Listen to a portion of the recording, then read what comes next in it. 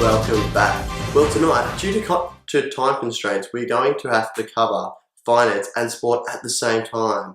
However, it's quite appropriate as we will be covering the economic race for supremacy between Taiwan and Japan.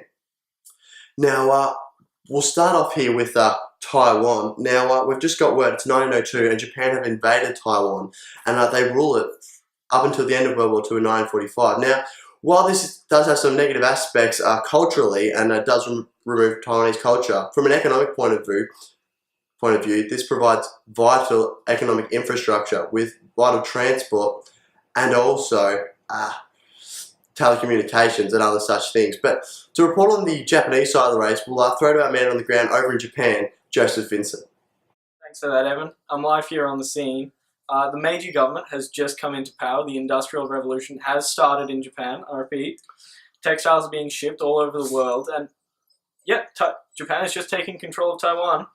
They've gotten rid of the feudalism system entirely, and they've instilled some Western ideals into the Japan economy. They're trying to improve infrastructure, and they're sending lots of people to America, believe it or not, to learn. Oh, and just in, banking has started to come on the rise in Japan. And thanks for that, Joseph. Now, it's 1949 and Chiang Kai-shek's Kuomintang party have now taken control of Taiwan. They've brought with them gold, foreign currency, and arguably most importantly, the business elite and intellectual minds of the People's Republic of China. Now, from 1952 to 1959, we see a rate of 4% growth in the agricultural sector, and this is largely due to land reforms and agricultural programs from the government themselves, the Kuomintang who are in power, and it's also helped and supported by American aid programs such as rural reconstruction. However, in 1962, we still see the gross national product only being $170 per capita.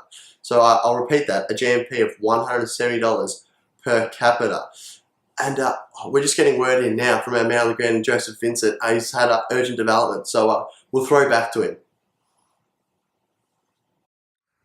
The race is really heating up right now. Japan's going through a massive agriculture boom. And World War I has just started.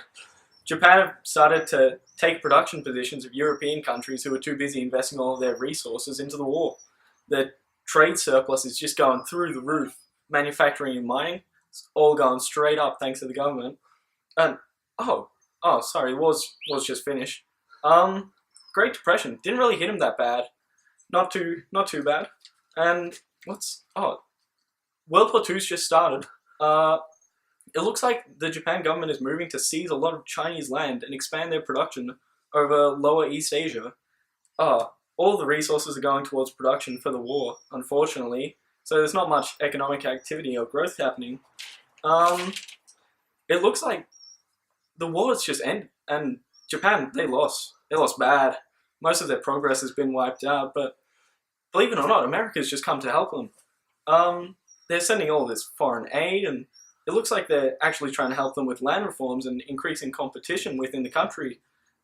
Foreign trade is just on the rise. Everyone's loving Japan now. The rebuilding's back on. They're going back into raw materials, except they've moved away from textiles now. They're into things like coal, steel, all of the mining. The GDP is going crazy right now. It's beyond pre-war levels, and lots of this is attributed to the effort that the government has put into education. There's just been a minor setback in Japan's progress. Looks like Japan is experiencing a bit of an oil crisis right now, except it looks like the Japanese government is actually looking to try and reduce their dependence on oil, and hey, it seems to be working. And they're starting to shift more from primary and secondary goods to finalized items like electronics, starting to make cars, Toyota's popping up, Nissan's popping up. And this is all charged by the increased domestic demand that the government has put in place and the research for economic growth that they've done to increase Japan's economic power. And this has led to mass consumption all across the board from Japanese citizens. So they're really moving forward from the industrial phase to the ideas and knowledge phase. Looks like we're going to have to switch to the ad breaks now.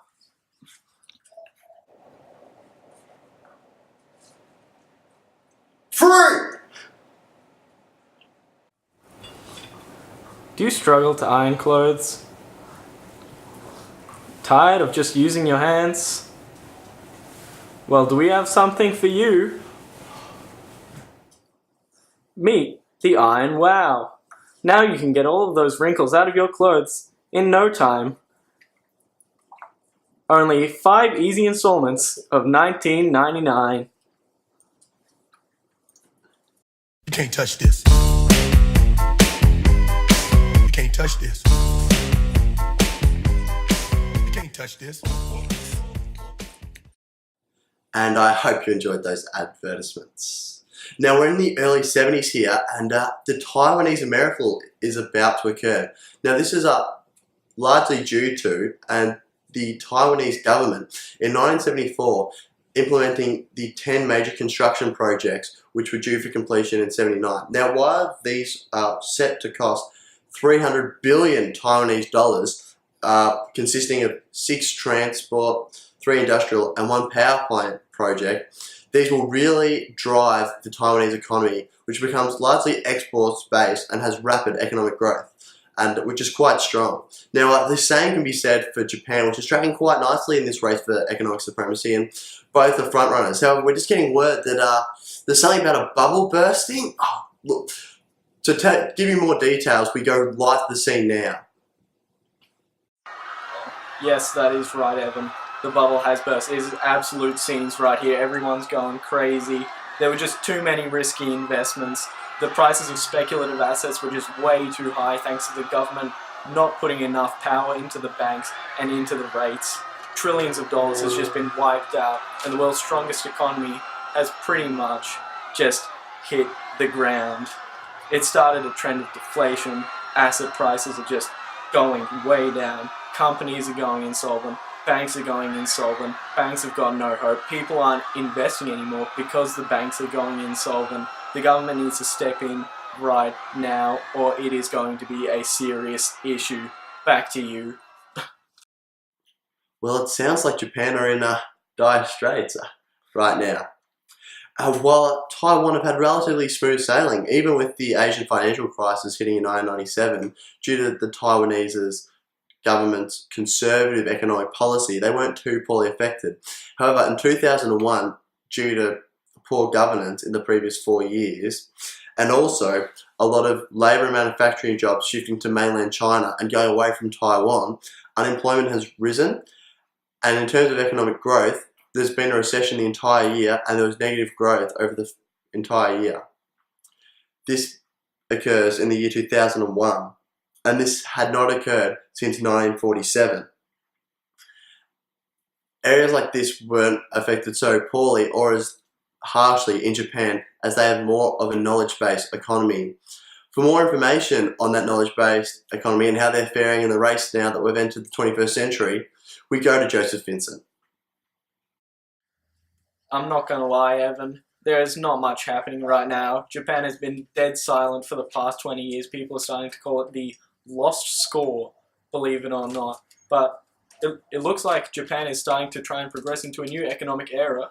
President Shinzo Abe has started to institute Abenomics, which includes aggressive spending on infrastructure to increase the productivity of Japanese people and companies. And they're looking to try and devalue the yen to increase exporting of Japanese goods. However, will this pay off? Only time will tell. And now to recap today's top stories. Donald Trump has come out against all-you-can-eat pizza, claiming it's not enough.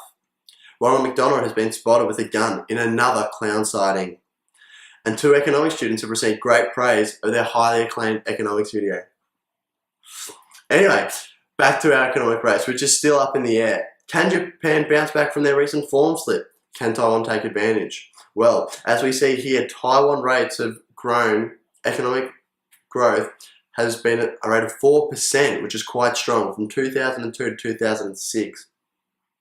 This is largely due to a tech boom with companies such as HTC, Asus and Acer, Taiwanese tech companies, showing strong signs of growth. This has led to unemployment being below 4%, and meaning that in 2011, GNP per capita was $37,000. Now, for the summary and the closing stage of the race, we go back to Joseph Vincent. At the moment, the race is anyone's game.